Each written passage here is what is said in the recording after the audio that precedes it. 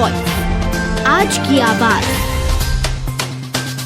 उज्जैन के जवाहरनगर में संचालित होने वाले कुशाभाऊ ठाकरे प्राइमरी स्कूल की हालत बद से बदतर है। पहली से दूसरी तक 2 क्लास कमरों में लगती है। तीसरी से 5वीं तक की 3 क्लास नाली किनारे पेड़ के नीचे खुले में लगती है। 10 बाय 10 के कमरे में स्कूल का ऑफिस और सामान भी रखा है। पिछले 10 साल से स्कूल की हालत ऐसी ही है। स्कूल की टीचर निहारिका कोठारी कहती है कि 2015 से स्कूल इसी तरह सुविधाओं के अभाव में संचालित हो रहा है। वहीं सबसे ज्यादा परेशानी बारिश और गर्मी के मौसम में होती है। जब बारिश होती है तो छोटे बच्चों को छुट्टी करना पड़ती है, तो वहीं स्कूल में शौचालय जैसी बुनियादी सुविधा तक नहीं है।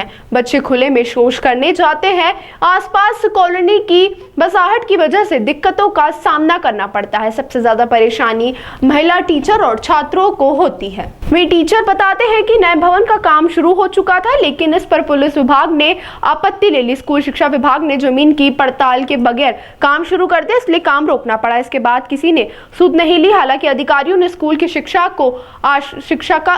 को आश्वासन दिया है कि जल्द नए भवन का निर्माण कार्य शुरू कर दिया जाएगा। अंकल, बहुत तकलीफ आती है यहाँ पर और मच्छर बहुत भिन भिनाते हैं। हम खाना खाते हैं बाहर, कभी कभी ज़्यादा बच्चे आते हैं तो हमको बाहर खाना पड़ जाता है और कभी कभी अभी अंदर खाएंगे। पानी और बारिश में कैसे पढ़ते हो आप? हम फंस के अंदर पढ़ते हैं और क्या बोलते हैं, उधर अंदर भी पानी जुता है ऊपर से और नीचे भी क्या बोलते हैं, बहुत चूहे हैं उधर अंदर। आयुष चंदेले स्कूल शासकीय प्राथमिक विद्यालय कुशाभाऊ ठाकरे जवाहरनगर में लगता है। यहाँ ये 2015 से संचालित हो रहा है यहाँ पे, और यहाँ पे 1 से 5 तक की क्लास है। बच्चों की उपस्थिति यहाँ पे अच्छी रहती है। मतलब अगर 60 बच्चे हैं तो कम से कम 55 बच्चे तो कंटिन्यू आते ही हैं। और एडमिशन के लिए बहुत आ रहे थे, हमको बोलना पड़ता है कि हमारे पास जगह नहीं, हम बिठा नहीं सकते, बच्चों को छोड़ना पड़ता है। धूप आ जाती है, बारिश हो जाती है। अब बारिश आ गई है तो खाना हम 5-5, 7-7 बच्चे करके अंदर खिलाएंगे बिठा के।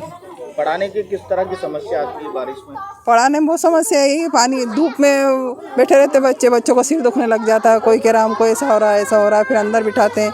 छोटे बच्चों को फिर हम 1 घंटे पहले छोड़ देते हैं।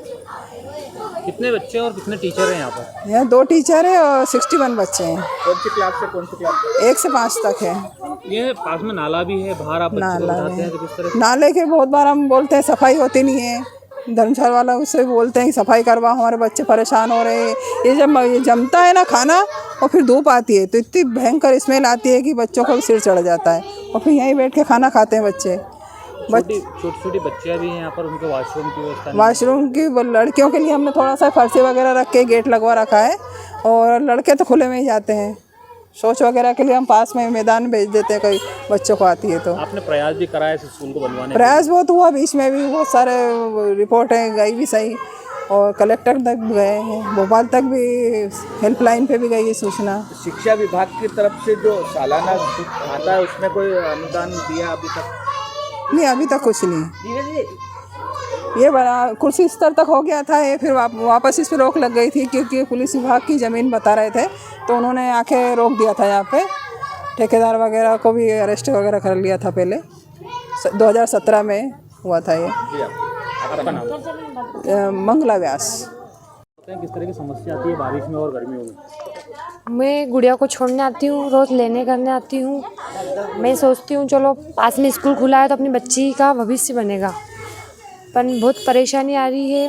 बच्चे बैठ नहीं पाते हैं। और मेरी गुड़िया 3री क्लास में है, आयुषी परमार है उसका नाम।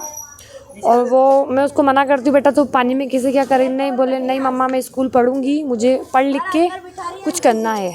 फिर भी वो स्कूल रोज़ आती है। और यहाँ पर इतनी गंदगी है कि बच्चे खाना खा नहीं सकते हैं।